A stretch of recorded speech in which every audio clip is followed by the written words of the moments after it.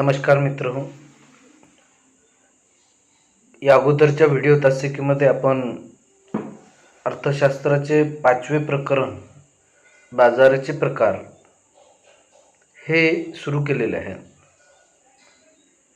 बाजाराच्या बाबतीमध्ये या मागील तासिकेमध्ये आपण बाजाराची संकल्पना समजून घेतली. सोबतच बाजाराचं जे वर्गीकरण आहे या वर्गीकरणाचा विचार केला. मागील तासिकेमध्ये आपण वर्गीकरण करत असताना 3 प्रकारचं वर्गीकरणाचा विचार केला.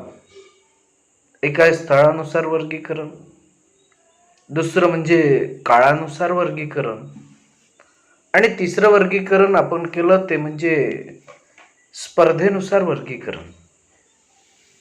स्पर्धेनुसार वर्गीकरणाच्या बाबतीमध्ये आपण पूर्ण स्पर्धा आणि अपूर्ण स्पर्धा या गोष्टीचा विचार केला होता. सोबतच काळानुसार वर्गीकरण करत असताना अत्यल्प काळाची बाजारपेठ, अल्प काळाची बाजारपेठ, दीर्घकाळाची बाजारपेठ आणि प्रदीर्घ काळ किंवा अतिदीर्घ काळाचे बाजारपेठ याही गोष्टी आपण समजून घेतल्या. त्याही अगोदर आपण स्थळ या घटकानुसार वर्गीकरण पाहत असताना स्थानिक बाजारपेठ, राष्ट्रीय बाजारपेठ आणि आंतरराष्ट्रीय बाजारपेठा समजून घेतलेल्या आहे. मागच्या तासिकेमध्ये आपण शेवटच्या भागामध्ये पूर्ण स्पर्धेचा विचार केला. पूर्ण स्पर्धा म्हणजे काय, पूर्ण स्पर्धेची जी वैशिष्ट्ये आहे ती वैशिष्ट्ये कोणकोणती असतात, हे ज्या वैशिष्ट्ये आहेत हे आपण समजून घेतले.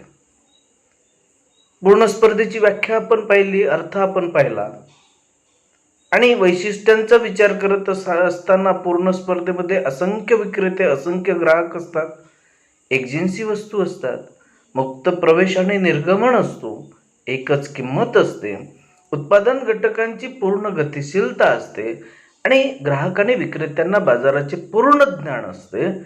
सोबतच वाहतूक खर्चाचा अभाव असतो, सरकारी हस्तक्षेप कोणत्याही प्रमाणात राहत नाही किंवा कोणत्याही प्रकारे नसतो.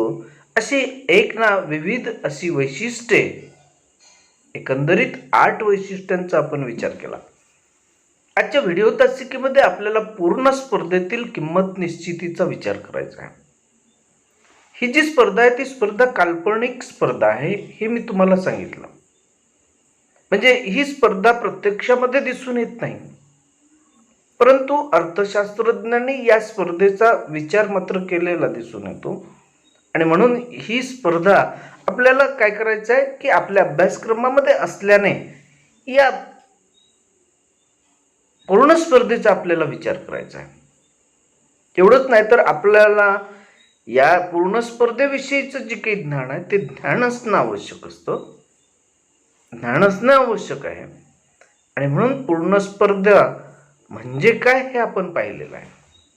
आजच्या तासिकेमध्ये आपल्याला पूर्ण स्पर्धेतील किंमत निश्चितीचा विचार करायचा आहे.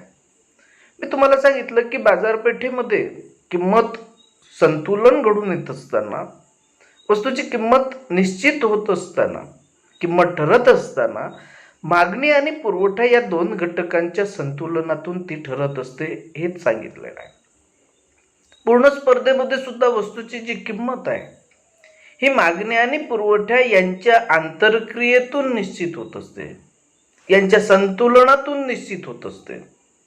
आणि याला समतोल किंमत असं म्हटलं जात असतं, संतुलित किंमत असं म्हटलं जात असतं.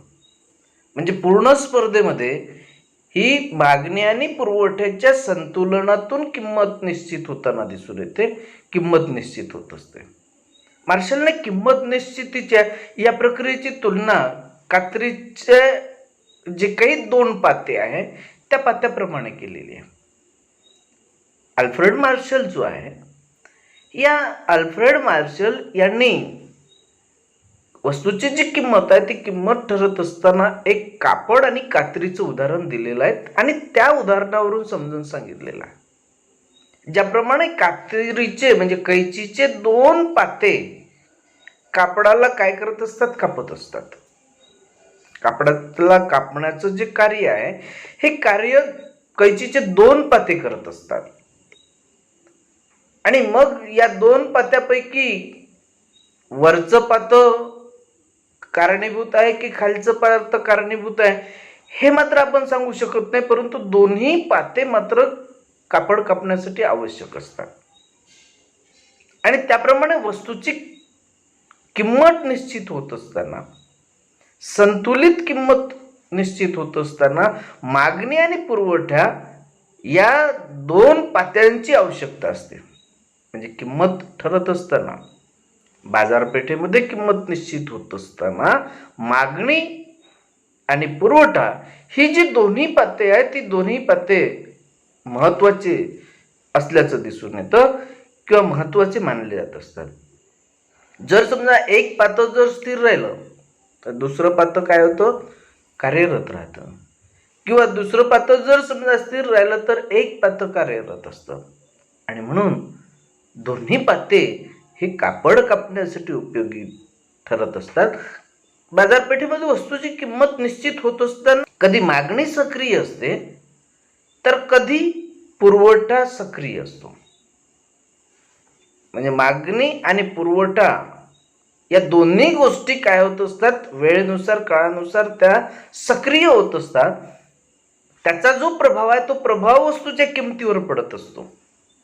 आणि म्हणून जसं कापड कापण्याकरिता कैचीचे दोन्ही पाते आवश्यक असतात आणि त्याप्रमाणे वस्तूची किंमत निश्चिती होत असताना सुद्धा मागणीरूपी एक पातं आणि पुरवठारूपी दुसरं पातं हे आवश्यक असते, महत्त्वाचं ठरत असते. आपल्याला पूर्ण स्पर्धेमध्ये वस्तूची किंमत निश्चिती कशी होते हे खालील जे कोष्टक आहे किंवा तक्ता क्रमांक 5.1 या माध्यमातून आपल्याला समजून घेता येते. मागणी आणि पुरवठ्याचं हे कोष्टक दाखविलेलं आहे. आणि मागणी पुरवठा या दोन्ही गोष्टी ज्या आहे या गोष्टी जेव्हा संतुलित होत असतात, या गोष्टींचं या मागणी पुरवठ्यांचं संतुलन जेव्हा होतं तेव्हा वस्तूची मागणी निर्माण होत असते. कधी पुरवठा जास्त असतो तर मागणी कमी असते, कधी मागणी जास्त असते तर पुरवठा कमी असतो. आणि एक स्थिती अशी असते जेवढी मागणी तेवढाच पुरवठा असतो आणि तेवढाच पुरवठा मागणी यांचं मग संतुलन घडून येतं आणि त्यातून मग वस्तूची किंमत निश्चित होत असते. आपल्याला संतुलित किंमत समजून घ्यायची असल्यास आपल्याला कोष्टकाचा आधार घ्यावा लागेल. जे कोष्टक आहे हे कोष्टक समजून घेणे महत्त्वाचं ठरेल.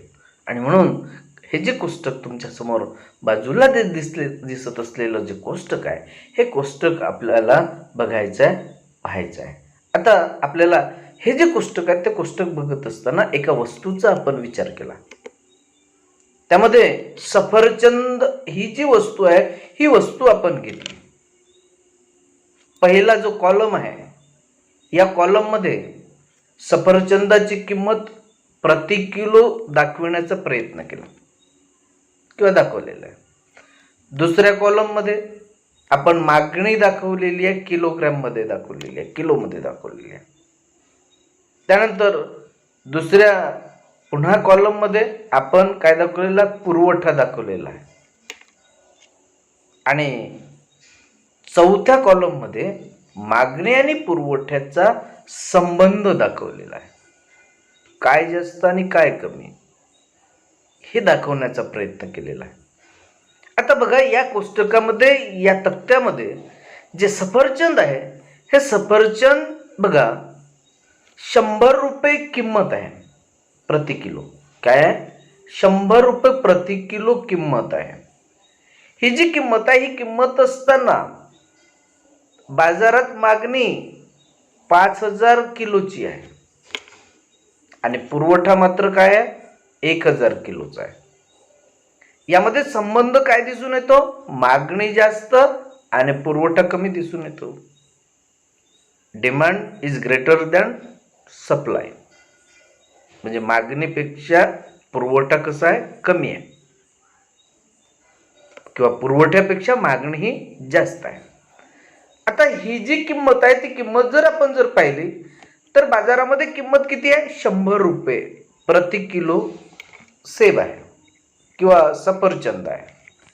आणि या सफरचंदाची किंमत जी आहे ती किंमत कशी आहे? 100 रुपये किलो आहे. ही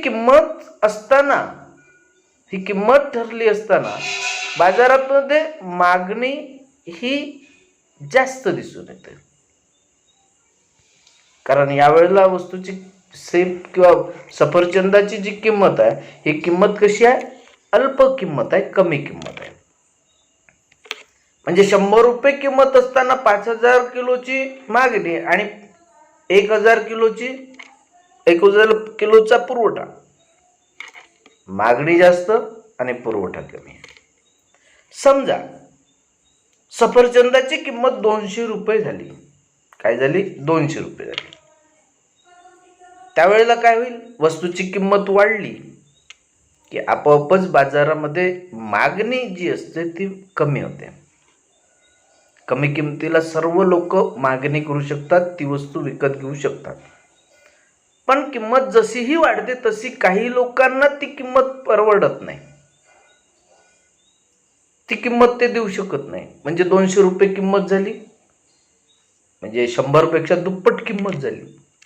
आणि दुप्पट किमतीला वस्तूची जी मागणी आहे ती मागणी काही लोक करू शकत नाही. आणि म्हणून मग बाजारपेठेमध्ये मागणी ही 4,000 नगांची होते.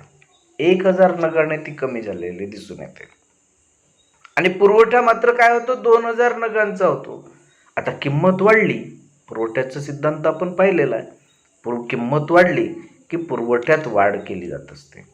किंमत वाढल्यामुळे नफ्यात वाढ होते आणि नफ्यामुळे काय होतं की पुरवठाही वाढविला जात असतो. याही परिस्थितीमध्ये मागणी ही जास्त आहे आणि पुरवठा कमी आहे. पुरवठा कमी आहे. Demand is greater than supply. काय आहे? मागणी जास्त, पुरवठा कमी. पुरवठ्यापेक्षा मागणी ही जास्त आहे. आता या परिस्थितीमध्ये काय होतं की यामध्ये दोन्हीमध्ये असंतुलन निर्माण होतं. पहिला दोन्ही जर समजा 100 रुपये किंमत जी जर पाहिली आणि 200 रुपये किंमत जर आपण पाहिली तर या स्थितीमध्ये काय होतं की असंतुलन निर्माण होत असतं. असंतुलन दिसून येतं. मागणी जास्त आहे, पुरवठा कमी आहे. 100 रुपये किंमत असताना 5,000ची मागणी आणि 1,000चा पुरवठा म्हणजे 4,000चा फरक आहे.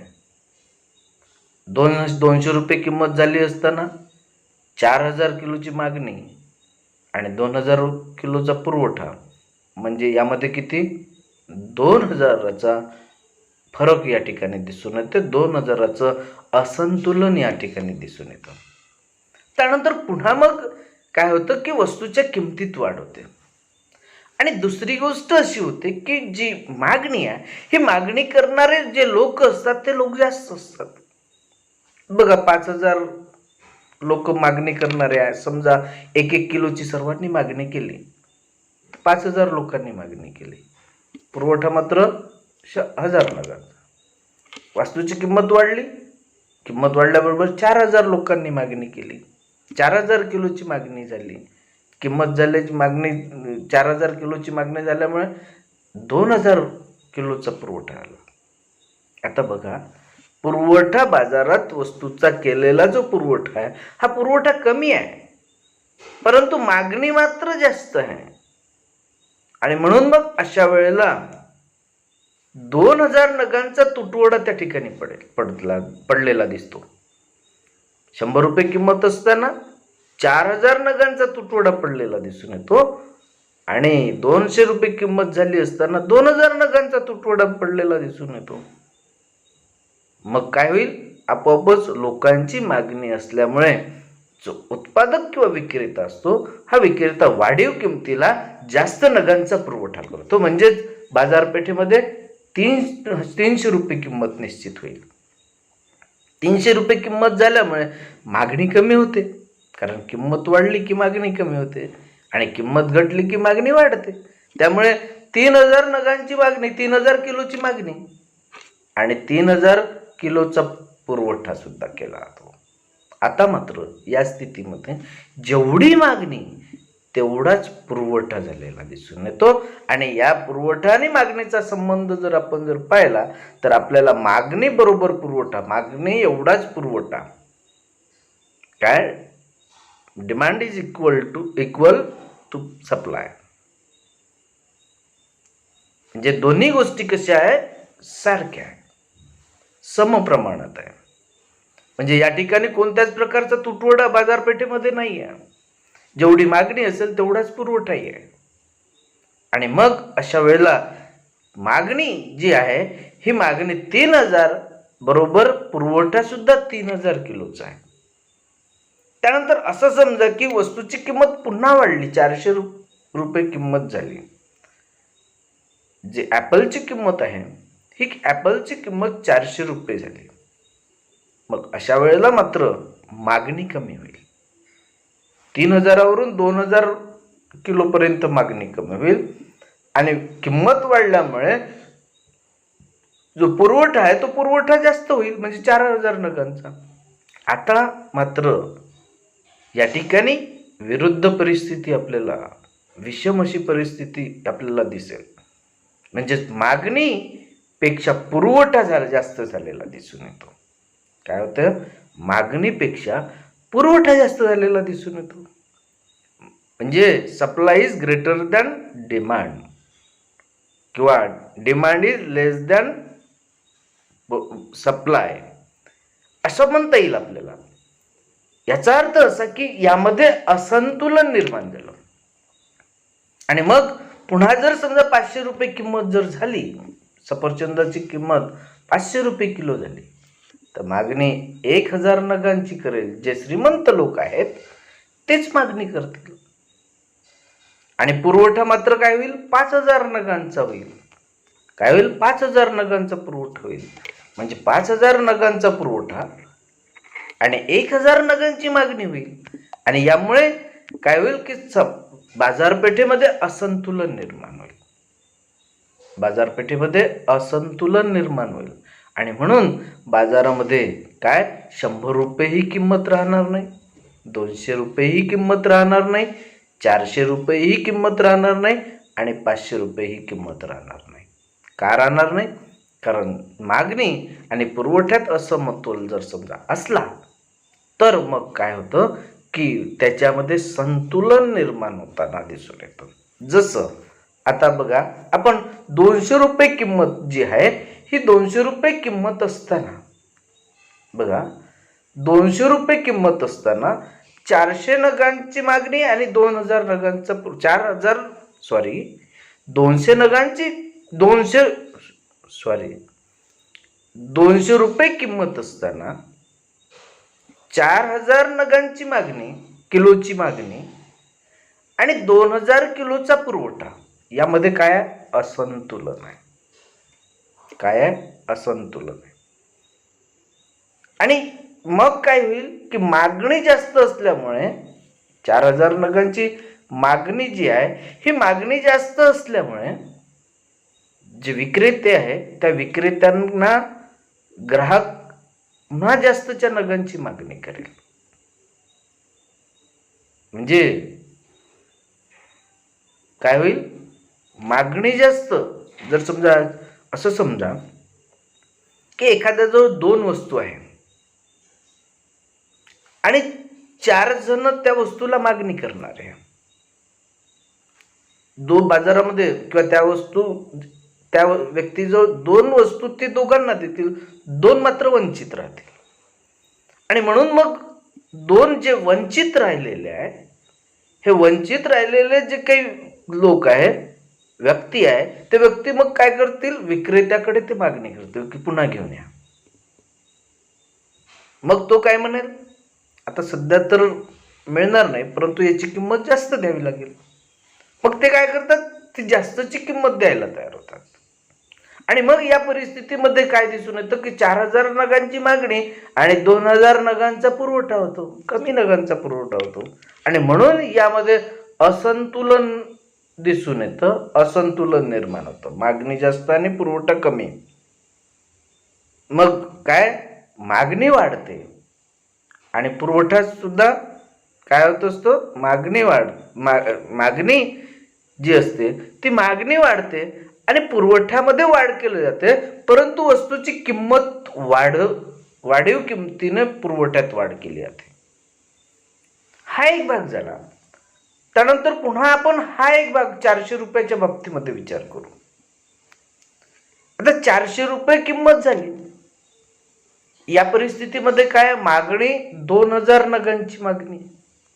किती आहे? 2000 नगांची मागणी आणि पुरवठा मात्र 4000 नगांचा आहे. असं समजा की 4 वस्तू उपलब्ध आहे. किती वस्तू उपलब्ध आहे? एखाद्याजवळ 4 वस्तू उपलब्ध आहे, पण ते 4 वस्तूंना मागणी करणारे लोक नाही, फक्त 2च वस्तूंना मागणी करणारे. मग विक्रेता काय करेल?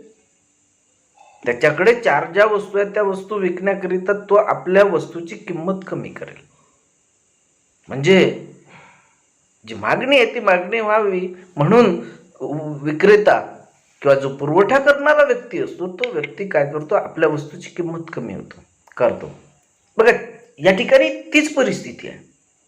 400 रुपये किंमत आहे, 2000 नगांची मागणी आहे, 2000 किलोची मागणी आहे आणि 4000 किलोचा पुरवठा आहे.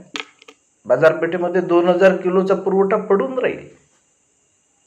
मग त्या विक्रेत्याला असं वाटतं की आपल्याजवळ 2000 नगांचा पुरवठा पडून राहण्यापेक्षा मग वस्तूची किंमत कमी केलेली बरी ना.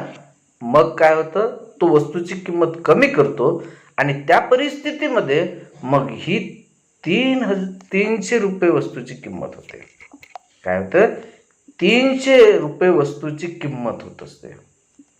म्हणजे 400 वरून 300 रुपये वस्तूची किंमत आपल्याला दिसून येते. म्हणजे जी किंमत आहे ही किंमत कमी केली जात असते. 400 वरून 300 रुपये किंमत होते. कारण यांचा जो पुरवठा आहे तो पुरवठा कसा आहे, 4000 नगांचा आहे. 2000 किलो सफरचंद पडून आहे. त्याचप्रमाणे वरच्या बाबतीमध्ये जर विचार केला तर आपल्याला 200 रुपये किंमत आहे, 4000 नगांची मागणी आणि 2000 नगांचा पुरवठा आहे. म्हणजे या ठिकाणी 2000 जे लोक आहेत ते लोक वस्तूविना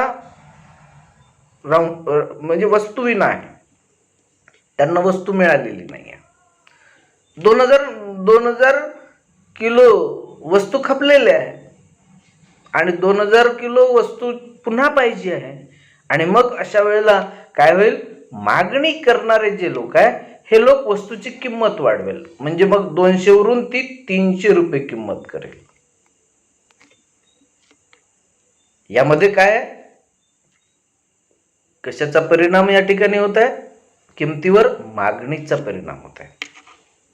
आता 400 रुपये किंमत असताना, ही जी 400 रुपये किंमत आहे त्या 400 रुपये किंमत असताना काय होत आहे की 2000 नगांची मागणी आहे आणि 4000 नगांचा पुरवठा आहे, 4000 किलोचा पुरवठा आहे.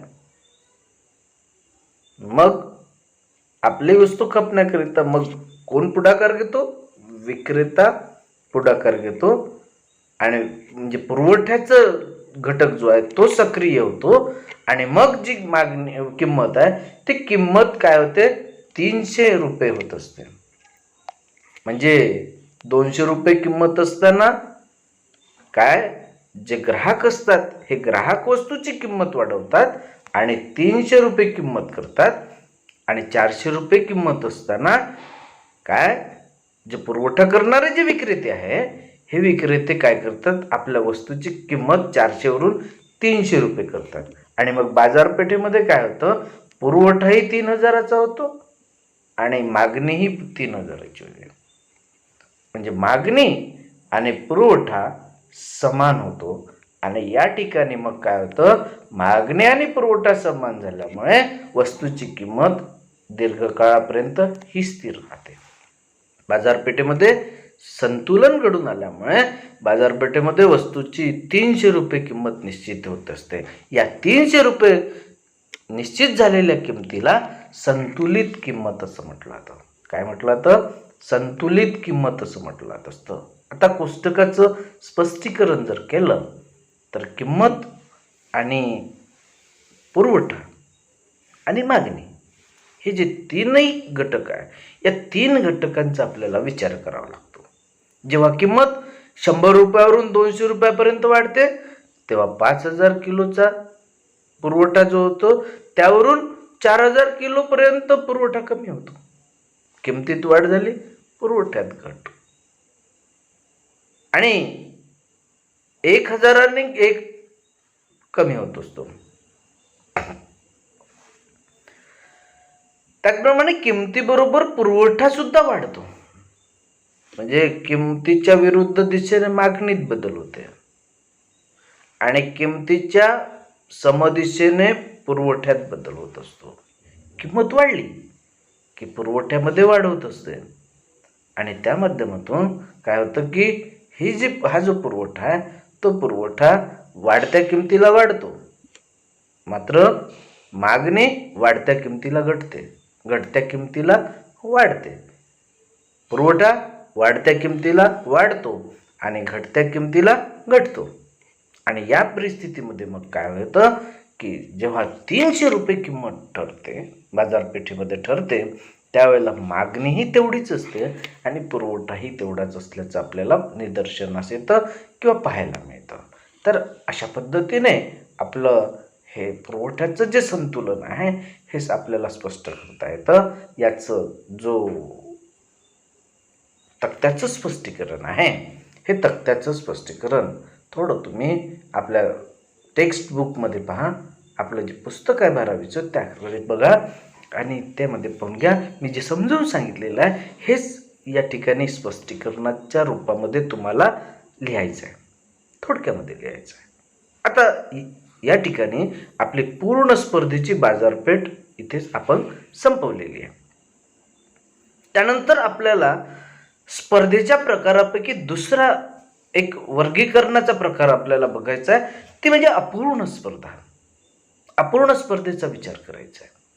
आता अपूर्ण स्पर्धा, पूर्ण स्पर्धेमध्ये काय होतात, विक्रेते आणि ग्राहक असंख्य असतात, ज्याची मोजदाद बोटावर करता येत नाही. एकाचा परिणाम बाजारपेठेच्या वस्तूच्या किमतीवर होत नाही.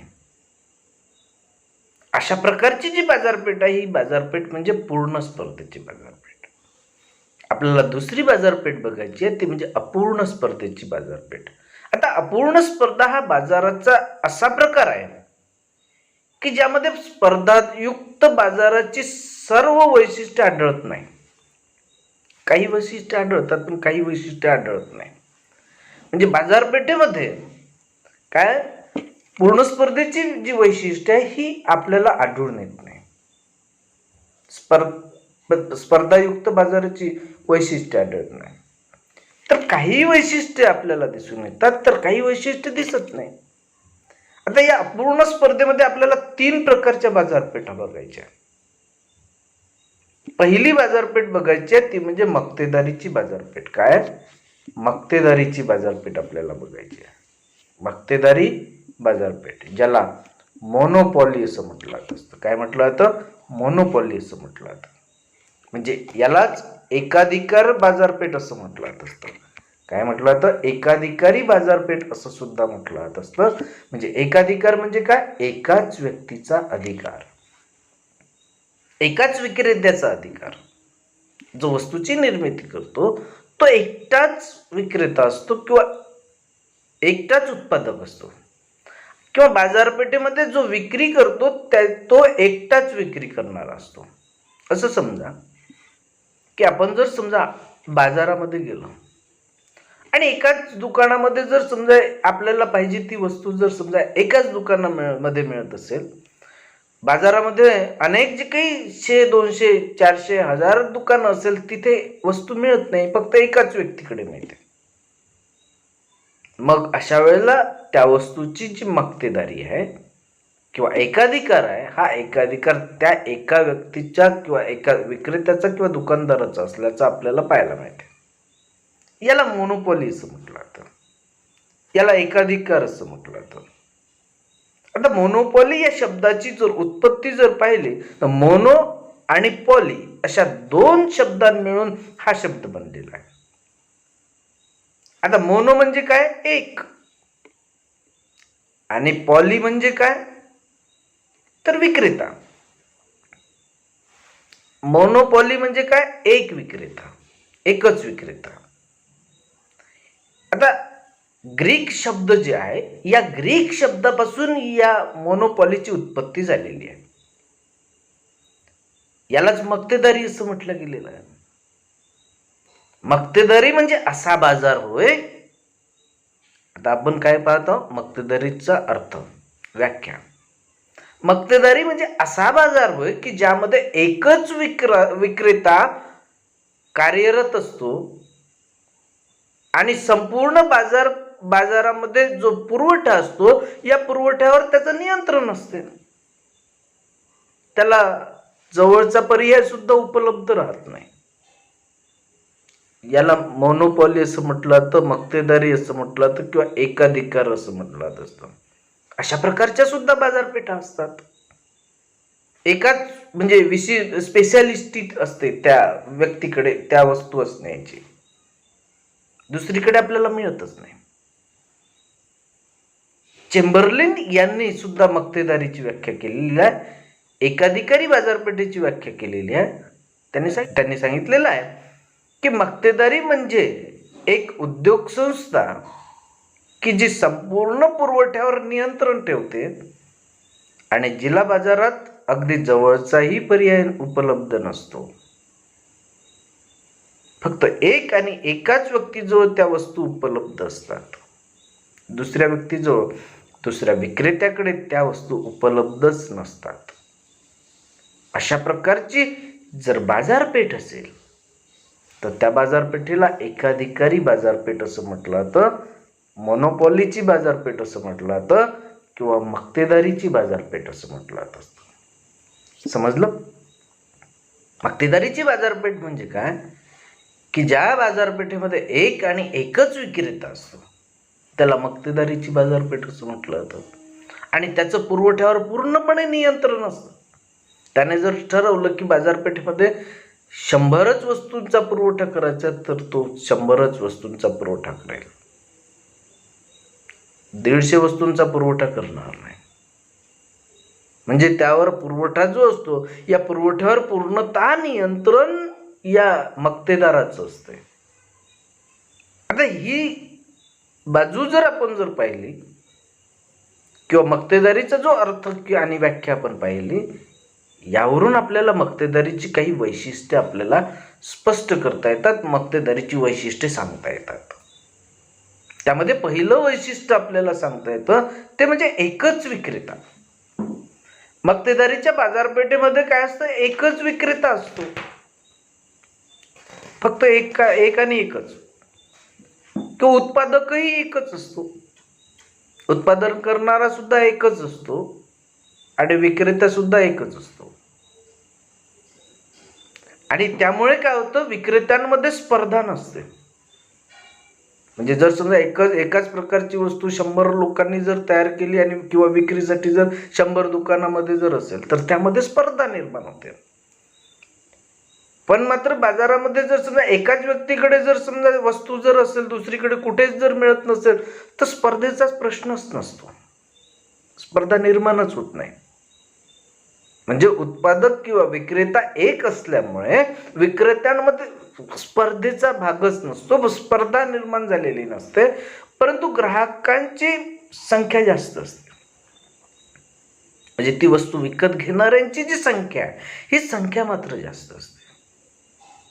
त्यानंतर दुसरं वैशिष्ट्य सांगितलं तर ते म्हणजे पर्यायी वस्तूंचा अभाव. काय? पर्यायी वस्तूंचा अभाव.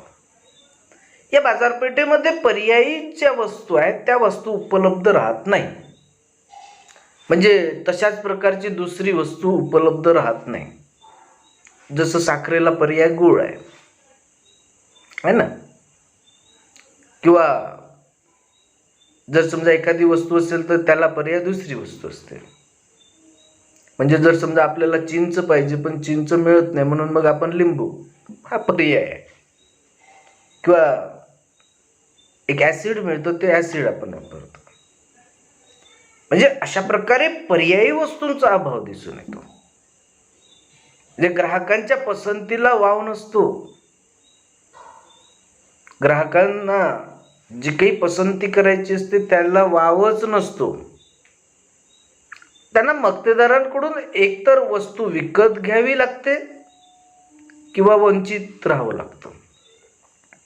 वस्तू विकत घेण्याचं स्वप्न सोडून द्यावं लागतं. मक्तेदारीमध्ये मागणीची छेदक लवचिकता शून्य किंवा नकारात्मक असते. म्हणजे छेदक लवचिकता म्हणजे काय, की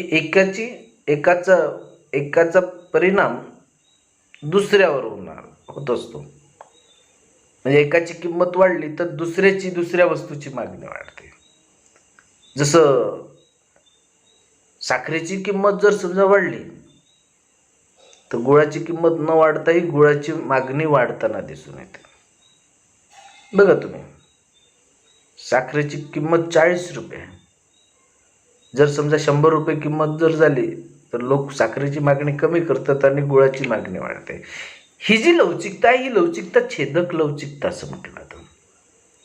म्हणजे मक्तेदारीच्या बाजारपेठेमध्ये मागणीची छेदक लवचिकता शून्य किंवा नकारात्मक असते, ताठर स्वरूपाची असते. लवचिकतेचा विचार केला तर ताठर अलौकिक स्वरूपाची दिसून येते. त्यानंतर तिसरा एक आपल्याला वैशिष्ट्य या बाजारपेठेचं सांगता येतं, ते म्हणजे प्रवेशावर निर्बंध. पूर्ण स्पर्धेचा जर विचार केला तर पूर्ण स्पर्धेमध्ये काय होतं, आवागमन आणि निर्गमन यावर बंदी नसते, मुक्त असतं. मुक्त आवागमन आणि निर्गमन म्हणजे वस्तू विकण्याकरिता जे विक्रेते आहेत ते विक्रेते बाजारपेठेमध्ये येऊ शकतात आणि त्यांना जर असं वाटलं की नाही आपला तोटा होत आहे तर ते आपल्या वस्तू घेऊन बाजाराच्या बाहेर पडू शकतात. परंतु या मक्तेदारीच्या बाजारपेठेमध्ये किंवा एकाधिकारी स्पर्धेमध्ये मात्र प्रवेशावर पूर्णपणे बंदी असते, निर्बंध लादले जात असतात. एखादी विशिष्ट वस्तू विकण्याचं जे काही कार्य आहे ते कार्य तीच व्यक्ती करते. दुसरी व्यक्ती करणार नाही. आणि कायदेशीर व नैसर्गिक त्याचप्रमाणे तांत्रिक बंधनामुळे इतर स्पर्धकांच्या बाजारातील प्रवेशावर बंधन येत असतात. हे जे बंधन आहे ते बंधन एकतर कायदेशीर स्वरूपाचे असतात, कायद्याने निर्माण केलेले असतात, किंवा नैसर्गिक स्वरूपाचे असतात, किंवा तांत्रिक स्वरूपाचे असतात, तांत्रिक बंधनं असतात. म्हणजे कायद्याने निर्माण केलेली एकाधिकारी जर पाहिलं तर आपल्याला असं म्हणता येईल की रेल्वे ही फक्त सरकारच्याच मालकीची आहे. दुसरा कोणी रेल्वे भारतामध्ये टाकू शकतो का? रेल्वेची जाळी टाकेल नाही. रेल्वे ही एक कायदेशीर मक्तेदारी आहे. या अगोदर जे काही MSEB होती, इलेक्ट्रिसिटी बोर्ड, महाराष्ट्र इलेक्ट्रिसिटी जे बोर्ड होतं, ते बोर्ड सुद्धा काय महाराष्ट्राचीच मक्तेदारी होती, ती कायदेशीर मक्तेदारी होती. इलेक्ट्रिसिटी विकण्याचं जे कार्य आहे हे कार्य महाराष्ट्र जे बोर्ड होतं, इलेक्ट्रिसिटी बोर्ड होतं, विद्युत मंडळ होतं, या विद्युत मंडळालाच कायदेशीर मक्तेदारी दिली होती. ती दुसऱ्याकडून मिळत नव्हती. 1991च्या आर्थिक धोरणांमध्ये बदल झाला आणि खाजगीकरणाला वाव मिळाला. त्यामुळे काय झालं की आज मात्र इलेक्ट्रिसिटी अनेक खाजगी कंपन्या उत्पादित करत आहे. हा भाग वेगळा आहे. आजही रेल्वे ही कायदेशीररित्या मक्तेदारी आहे आणि ती मक्तेदारी ही भारत सरकारची आहे. आपल्या स्टेट गव्हर्नमेंटची आहे का, महाराष्ट्र शासनाची आहे का, किंवा गुजरात शासनाची आहे का, मध्य प्रदेश सरकारची आहे का? नाही. ती मक्तेदारी फक्त आणि फक्त सेंट्रल गव्हर्नमेंटची आहे, भारत सरकारची आहे. म्हणजे कायदेशीर मक्तेदारी असते किंवा नैसर्गिक मक्तेदारी असते. जसं जो चहा आहे, चहाची मळे आपल्याला आसाममध्येच दिसतात. आसाममध्ये चहाची मक्तेदारी आहे बघा, ती नैसर्गिक, निसर्गाने निर्माण केलेली. तुम्हाला जर समजा आसाममध्ये जर तुम्ही गेले तर तुम्हाला चहा तिथेच मिळेल. तुमच्या शेतामध्ये चहाचे मळे लावता येईल का? किंवा जर समजा तुम्ही जर समजा शेजारच्या शेतामध्ये जर चहाचे मळे जर लावले तर चहा होईल का? नाही होत. काजू कोकणची मक्तेदारी आहे, द्राक्ष नाशिकची मक्तेदारी आहे. जो तांदूळ आहे तो तांदूळ मध्य प्रदेशची मक्तेदारी आहे. गहू पंजाबची मक्तेदारी आहे. केसर, ज्याला सॅफ्रॉन म्हटलं जातं, हे जे केसर आहे, हे केसर मक्तेदारी आहे काश्मीरची मक्तेदारी आहे. तिकडेच निर्माण होत, इकडे निर्माण होणार. ही नैसर्गिक मक्तेदारी आहे. सांगण्याचं तात्पर्य असं की कायदेशीर मक्तेदारी, नैसर्गिक मक्तेदारी, तांत्रिक बंधनामुळे इतर स्पर्धकांच्या बाजारातील प्रवेशांवर बंधन येतं. म्हणजे ही मक्तेदारी जी आहे, ही मक्तेदारी काय असते, एक विशिष्ट स्वरूपाची असते. कायद्याने निर्माण केलेली असते किंवा नैसर्गिकरित्या ती आपोआपच निसर्गाने तयार केलेली असते. आणि त्यामुळे काय होतं की स्पर्धकांवर बंधनं आपोआपच येत असतात. कितीही प्रयत्न केले आपल्या शेतामध्ये चहा लावायचा, तरी चहाचे झाडं लावल्यानंतर तो चहाचा मळा तुमच्या शेतामध्ये फुलणारच नाही, चहाचा मळा राहणारच नाही. काय होईल? रोग येईल, राहील, काय होईल? नष्ट होऊन जाईल. आसाममध्ये मात्र मोठमोठे मळे आपल्याला दिसून येतात. म्हणजे सांगण्याचं तात्पर्य असं की प्रवेशावर निर्बंध या बाजारपेठेमध्ये असतं. आणि म्हणून आपल्यासारखे जे काही चहा विकण्यासाठी किंवा चहाचं उत्पादन करण्यासाठी जर समजा निघालं तरी आपल्याला प्रवेश घेता येत नाही, प्रवेश मिळणार नाही. किंवा आपण जर समजा म्हटलं, माझ्या वडिलांना मी सांगतो की उद्यापासून आपली रेल्वे सुरू करायची आहे, असं जर समजा तुम्ही जर ठरवलं तर सरकार तुम्हाला सुरू करू देणार नाही. तुम्ही करोडपती असो, अब्जपती असो किंवा काही असो, रेल्वे तुमच्या मालकीची सुरू होणार नाही. ती राहील शेवटी सरकारच्याच मालकीची. नाहीतर टाटा बिर्लांनी आतापर्यंत रेल्वेचे जाळे पसरवले असते. जशी तुमच्याकडे जर समजा फोर व्हीलर आहेत, ते फोर व्हीलर प्रमाणे रेल्वे सुद्धा झाल्या असत्या, रेल्वेचे जाळे पसरले असते. असो, तर प्रवेशावर निर्बंध हे एक वैशिष्ट्य या मक्तेदारीच्या बाजारपेठेमध्ये दिसून येते किंवा एकाधिकारी बाजारपेठेमध्ये आपल्याला पाहायला मिळते. त्यानंतर चौथं वैशिष्ट्य दिसून येतं ते म्हणजे बाजार पुरवठ्यावर पूर्ण नियंत्रण असतं. जे विक्रेते असतात किंवा जे मक्तेदार असतात यांचं बाजाराच्या पुरवठ्यावर पूर्ण नियंत्रण असते. किती पुरवठा करायचा, काय पुरवठा करायचा, तो मक्तेदारच ठरवतो. तर तुम्ही ठरवू शकत नाही. मागणी कितीही करा, वस्तूची किंमत कितीही द्या, पण तुम्ही मात्र ती मागणी जी आहे ती मागणीवर म्हणजे मागणी करत असताना पुरवठ्यावर नियंत्रण ठेवू शकत नाही. त्यानंतर पाचवं वैशिष्ट्य आपल्याला सांगता येतं ते म्हणजे किंमत करता. पूर्ण स्पर्धेच्या परिस्थितीमध्ये आपण किंमत निश्चिती पाहिली. मागणी आणि पुरवठ्यावरून वस्तूची किंमत निश्चित होत असते, हे आपण मागणी सिद्धांतामध्ये पाहिलं. सोबतच पुरवठा जे आहे त्या पुरवठा आणि किंमत करता जो आहे तो हा किंमत करता फक्त मक्तेदार असतो. पूर्ण स्पर्धेमध्ये ज्याप्रमाणे मागणी आणि पुरवठा या घटकावरून किंमत निश्चिती होत असते. काय होते? या घटकांवरून किंमत निश्चिती होते. बघा, अशा पद्धतीने मागणीचा वक्र हा म वक्र आणि हा प वक्र. यावरून हा संतुलन बिंदू, हा संतुलन बिंदू मागणी ठरत असते. म्हणजे यामध्ये मागणी आणि पुरवठा दोन्ही घटक सक्रिय असतात. क्ष अक्ष आणि हा य अक्ष. इथे किंमत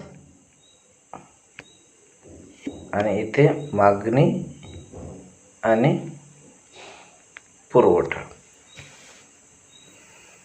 अशा पद्धतीने मागणी आणि पुरवठा या घटकांच्या संतुलनातून किंमत ही पूर्ण स्पर्धेमध्ये ठरते. मात्र मक्तेदारीच्या बाजारपेठेमध्ये मात्र किंमत ठरवणारा हा उत्पादक असतो किंवा विक्रेता असतो किंवा मक्तेदार असतो. आणि त्यामुळे काय होतं की मक्तेदाराचे संपूर्ण बाजार पुरवठ्यावर नियंत्रण असते आणि कोणत्याही वस्तूची किंमत, त्याने उत्पादित केलेल्या वस्तूची किंमत फक्त तो आणि तोच ठरवतो, दुसरा ठरवत नाही. मागणी आणि पुरवठ्याच्या संतुलनातून ती किंमत ठरवत नाही. त्यानंतर 6वं वैशिष्ट्य आपल्याला सांगता येतं ते म्हणजे मूल्यभेद. मक्तेदार हा किंमत करता असल्यामुळे तो एकाच वस्तूला वेगवेगळ्या ग्राहकांना वेगवेगळ्या किमती आकारतो. जवळचा असेल तर किंमत कमी, जवळचा एखादी जर समजा नातेसंबंधित असेल त्याच्या जवळचा असेल तर थोडीशी किंमत जास्त, आणि ज्याची काहीच ओळखी नाही त्याला किंमत जास्त. म्हणजे एकच वस्तू असते मात्र किमती मात्र वेगवेगळ्या त्या वेगवेगळ्या व्यक्तीला वेगवेगळ्या किमती लावल्या जात असतात. आणि ग्राहकांना कालपरत्वे स्थलपरत्वे वेगवेगळ्या किमती आकारल्या जात असतात. अशा प्रकारे मूल्यभेद हे मक्तेदारीचं एक प्रमुख वैशिष्ट्य आहे. मूल्यभेद, अ व्यक्तीला वेगळी किंमत मूल्य त्या वस्तूचं आकारलं जातं, ब वस्तूला त्या वस्तूचं मूल्य वेगळं आकारलं जातं, क व्यक्तीला वेगळंच मूल्य आकारलं जातं. किंवा एखादी खूपच जवळचा असेल तर त्याला फ्री ती वस्तूही दिली जात असते. आता मूल्यभेदाचा जर विचार केला तर रेल्वे ही मक्तेदारी आहे.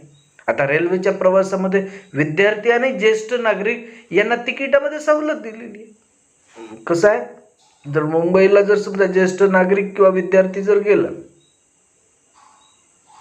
तर त्यांना तिकीटचा दर वेगळा आहे. आणि जर समजा या व्यतिरिक्त जर समजा सर्वसामान्य लोक जर समजा गेले तर रेल्वेचे तिकीट वाढीव दराने तुम्हाला दिलं जाईल. म्हणजे 500-600 रुपये जर समजा रिझर्वेशनचं तिकीट जर असेल, किंमत असेल, तर विद्यार्थी आणि जे ज्येष्ठ नागरिक आहे, वृद्ध नागरिक आहे, यांना 200-300 रुपये 250 रुपये मध्ये त्यांची जी तिकीट आहे ती तिकीट लावली जात असते, आकारली जात असते. हा मूल्यभेद आहे, याला मूल्यभेद म्हटलं जात असतं. आणि मक्तेदारी किंवा एकाधिकारी बाजारपेठेमध्ये मूल्यभेदाची परिस्थिती आपल्याला दिसून येते. त्यानंतर शेवटचं आणि 7वं वैशिष्ट्य आपल्याला सांगता येतं ते म्हणजे उद्योग संस्था हा उद्योग असतो. मक्तेदार हा त्याच्या उत्पादनाचा एकमेव उत्पादक असतो. काय असतं, एकमेव उत्पादन करणारा तो व्यक्ती असतो. आणि एकमेव उत्पादन करणारा व्यक्ती असल्यामुळे मक्तेदारीत उद्योग संस्था म्हणजे कारखाना हाच उद्योग असतो. आता उद्योग म्हणजे काय, उद्योग म्हणजे काय, अनेक ज्या काही एकाच वस्तू तयार करणारे जे काही वेगवेगळे कारखाने आहेत त्या कारखान्यांमुळे उद्योग निर्माण होतात. आणि उद्योग संस्था म्हणजे काय, त्यापैकी एक वस्तू निर्माण करणे हा उद्योग संस्था. म्हणजे उद्योग संस्था हाच उद्योग आपल्याला दिसून येतो. दुसरी संस्था तो खोलू शकत नाही, दुसऱ्या संस्थेत त्या वस्तूचं उत्पादन केलं जाऊ शकत नाही. तर अशा प्रकारे वस्तूचं जे उत्पादन आहे ते उत्पादन या ठिकाणी केलं जात असतं आणि ते उत्पादन करून निरनिराळ्या व्यक्तींना मूल्यभेदाच्या माध्यमातून वस्तू विकल्या जात असतात किंवा वस्तूचा जो पुरवठा आहे तो पुरवठा केला जात असतो आणि पूर्णतः जे नियंत्रण आहे हे नियंत्रण त्या याचं असतं. कोणाचं असतं? मक्तेदाराचं असतं. आपण पूर्ण स्पर्धेमध्ये बाजार वस्तूची किंमत कशी निश्चित होते हे आता या आकृतीवरून मक्तेदारीच्या बाजारपेठेमध्ये काय होते की किंमत निश्चित करत असताना, किंमत ठरवत असताना जो विक्रेता असतो किंवा उत्पादक असतो हाच वस्तूची किंमत निश्चित करतो. पण पूर्ण स्पर्धेच्या बाजारपेठेमध्ये आपण जो तक्ता पाहिलेला आहे, संतुलन पाहिलेलं आहे, हे संतुलनातून काय किंमत कशी निश्चित होते हे आपल्याला या आकृतीच्या माध्यमातून स्पष्ट करता येते. पूर्ण स्पर्धेमध्ये हा मागणी वक्र आहे, म्हणजे हा मागणी वक्र आणि हा पुरवठा वक्र. बघा 100 रुपये, 200 रुपये, 300 रुपये, 400 रुपये, 500 रुपये अशा किमती काय झालेल्या वाढत चाललेल्या किंवा 500, 400, 300, 200, 100 अशा घटत आलेल्या. त्या सफरचंदाची जी मागणी आहे ती मागणी 1000 किलो, त्याच्यानंतर 2000 किलो, त्याच्यानंतर 3000 किलो, 4000 किलो, 5000 किलो. बघा 100 रुपये किंमत असताना मागणी किती असते? 5000 नगांची असते. थोडस पुन्हा आपण बघू.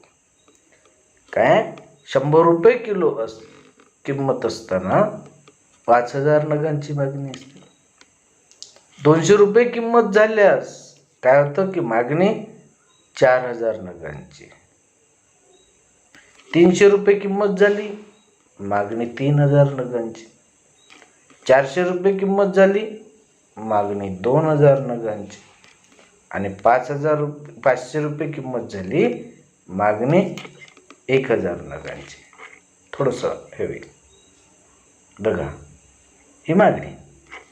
आणि त्यामुळे या सर्व बिंदूंना अशा पद्धतीने आपण थोडंसं हे करू. या सर्व टोकांना जर आपण पाहिलं तर या टोकांना निर्माण होणारा जो वक्र आहे हा वक्र मागणी वक्र आहे. काय? मागणी वक्र आहे. हा वक्र मागणी वक्र आहे. काय आहे? हा मागणी वक्र आहे. कसं आहे? मागणी वक्र आहे. आता पुरवठ्याचा विचार करू की 100 रुपये किंमत होत असताना बघा काय झालेलं आहे. 100 रुपये किंमत असताना 1000 नगांचा पुरवठा,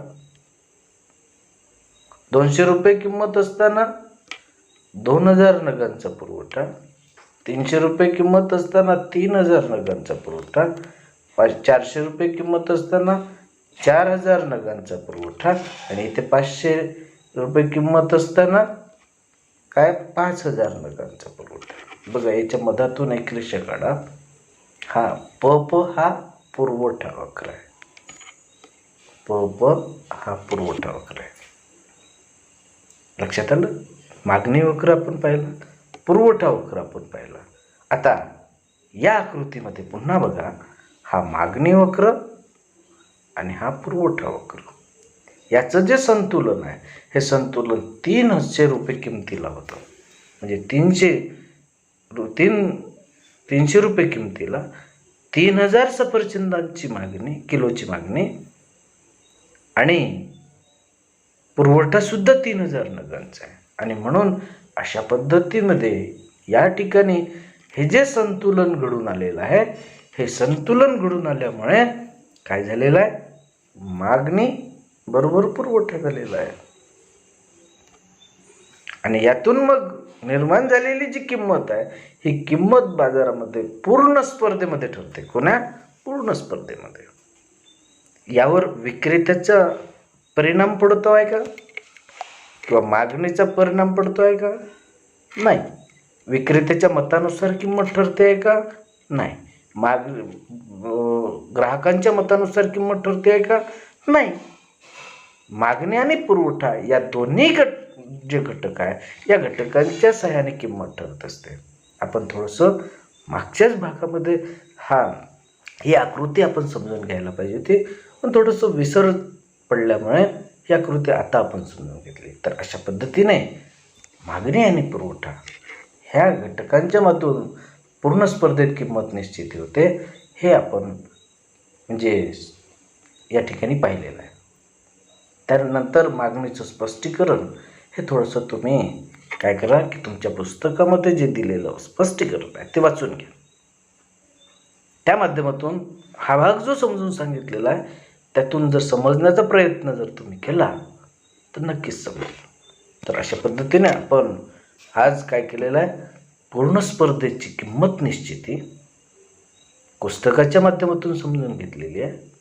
त्यानंतर आपण काय केलेलं आहे, अपूर्ण स्पर्धा पाहिलेली आहे. आणि या अपूर्ण स्पर्धेमध्ये पहिला प्रकार आपण पाहिला तो म्हणजे मक्तेदारी बाजारपेठ, मोनोपॉली मार्केट किंवा एकाधिकारी बाजारपेठ याचा विचार केला.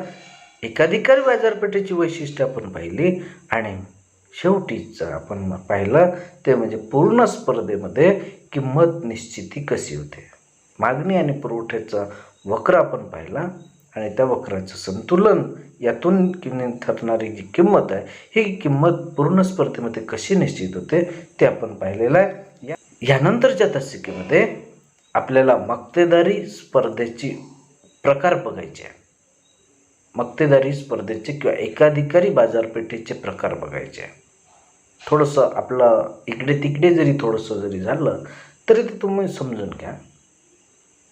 तुम्ही जर पुस्तक समजा चाळलं, पुस्तक जर लक्षात घेतलं तर तुम्हाला ते समजेल. ठीक आहे. तर पुढील तासिकेमध्ये आपण बघू मक्तेदारीचे प्रकार. ठीक आहे. धन्यवाद. नमस्कार.